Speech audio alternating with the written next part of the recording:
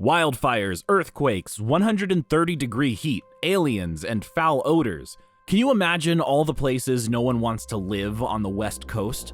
Many of you may be thinking that the simple answer to this whole video is the West Coast. Who would want to live in that wildfire-infested place?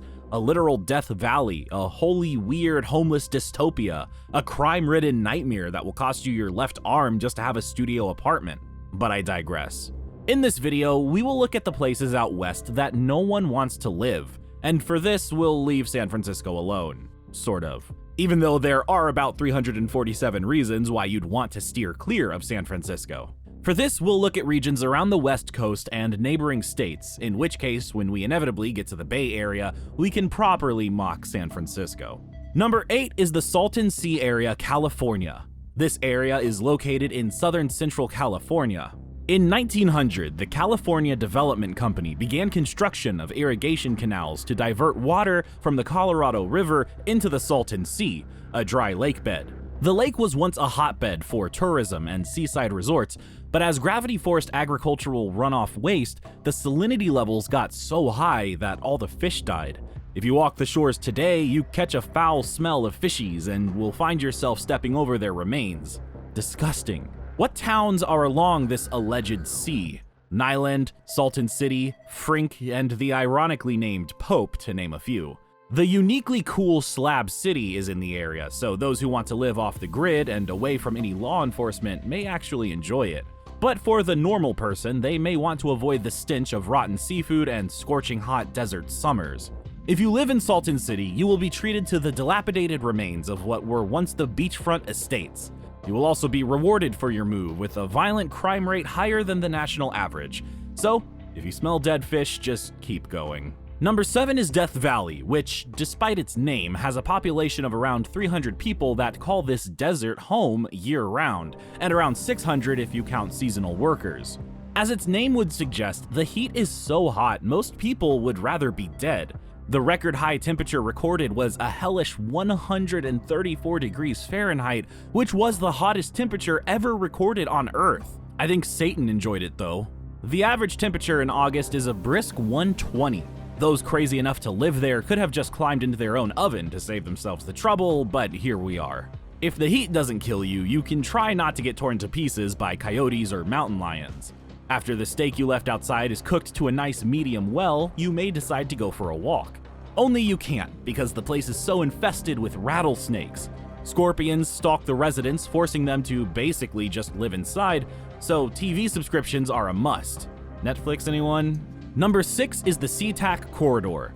Some of the most dangerous cities and towns in Washington state are dotted on the map between the cities of Seattle and Tacoma.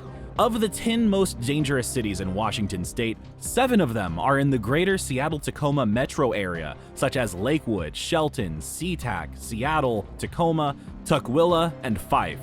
While Ted Bundy certainly made this place famous for horror, little has changed today. Violent crime and property crimes are highest in this region, which you could argue is because there are 2 huge cities within a 45-minute drive of one another. But Fife, which is the most dangerous town in the state per capita, has only 10,000 people. So even if you want a small town suburb in the Washington area, this corridor is not for the faint of heart. Compile that with the traffic that comes with 4 million people, and you realize that this is one of the worst places to live. Many remember during the chaos of the pandemic, protesters created CHAZ, which then became CHOP. CHAZ, or CHOP, these people can't even make up their minds, was an unlawful occupation protest and self-declared autonomous zone in the Capitol Hill neighborhood of Seattle, Washington. Even Seattle's own residents didn't want to be part of the SeaTac corridor. Number 5 is South Central Nevada.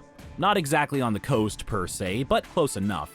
It doesn't have a coast, so that should be your first hint that this place is a vile desert with nothing but scorching sun, aliens, and ghost towns to entertain its residents.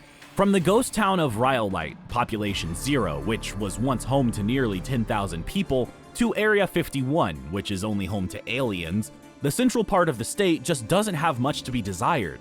When a town of 10,000 all flee, that should be your first clue. The second clue is Area 51. The US government had to choose a location so vile that they knew their secrets would be kept, since no one would even want to try to get out there. Crime is so bad that in 2022, Las Vegas police were urging residents to avoid a northeast Las Vegas desert area because of recent violent crimes.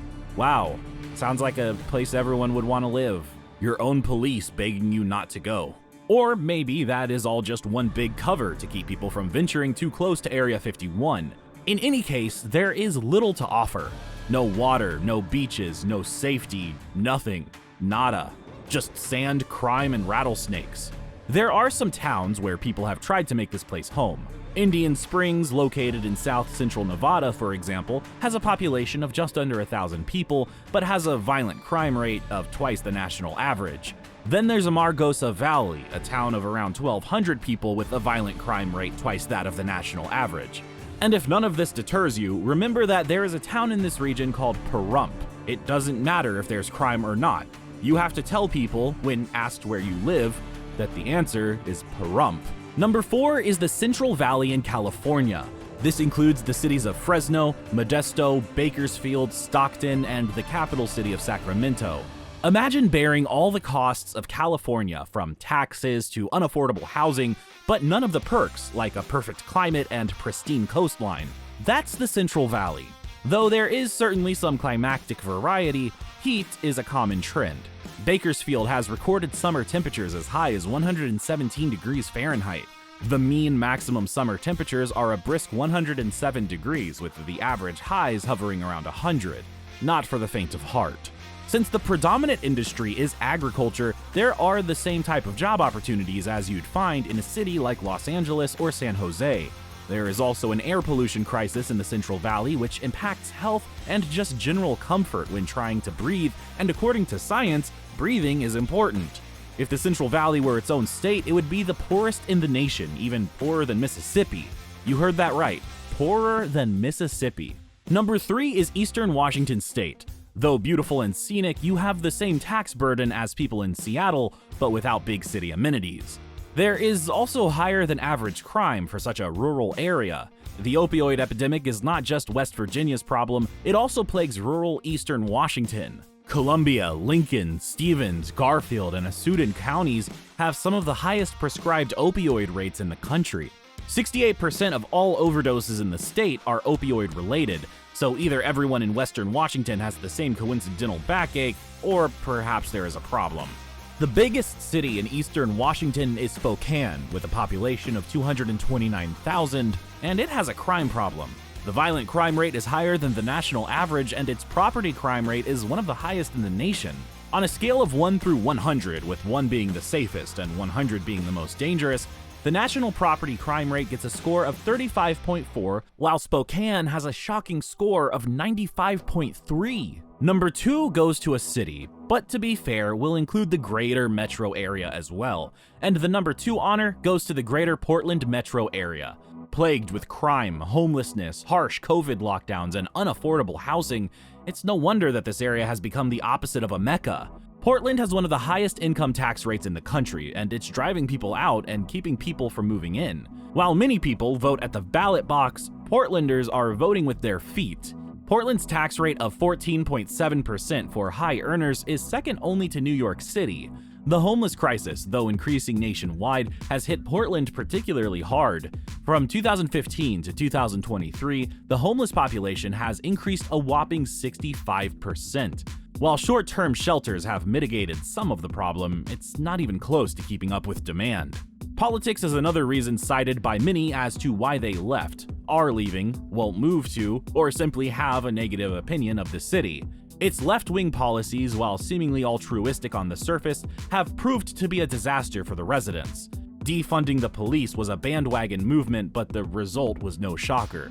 The council action in Portland pandered to protesters in that city, demanding police be defunded, which led to the disbanding of a unit focused on gangs and gun violence. Spoiler alert, Portland then went from 29 murders a year to 101 murders a year. In addition to violent crime, Portland's property crime is twice the national average, and when combined with high cost of living, taxes, and homeless encampments as far as the eye can see, it's no mystery why Portland made this list. Number 1 is the Bay Area, California. You knew this was coming. From needles and human waste littering the streets to paying thousands of dollars a month for the pleasure of renting someone's closet, the Bay Area takes the cake. San Francisco and San Jose are two of the most expensive cities in the country. The median home price in San Jose is $1.3 million, and in San Francisco it's comparable, coming in also at $1.3 million. That's a lot to pay for a house where open defecation on your front porch is commonplace. San Jose, the heart of Silicon Valley, has a crime rate that is 83% higher than the rest of the state. That's unconscionable when paying over $1 million on average for a house. Then there's San Francisco, whose violent crime rate is significantly higher than the national average, and the property crime rate, which is double that of the national average. San Francisco gets nearly 16,000 reports a year of human feces on the street. To put this in perspective, Nashville, with the same population, has received only a handful of complaints about feces, and most are about unkempt dog parks. In other words, the problem is dog poop, far more acceptable than human waste. It's not just people that don't want to be in the Bay Area, it's big businesses too. Tesla, McAfee, Chevron, and FICO are just a few of the many companies that fled. Even American Airlines relocated over 400 of its flight attendants out of the Bay Area because people no longer wanted to live there.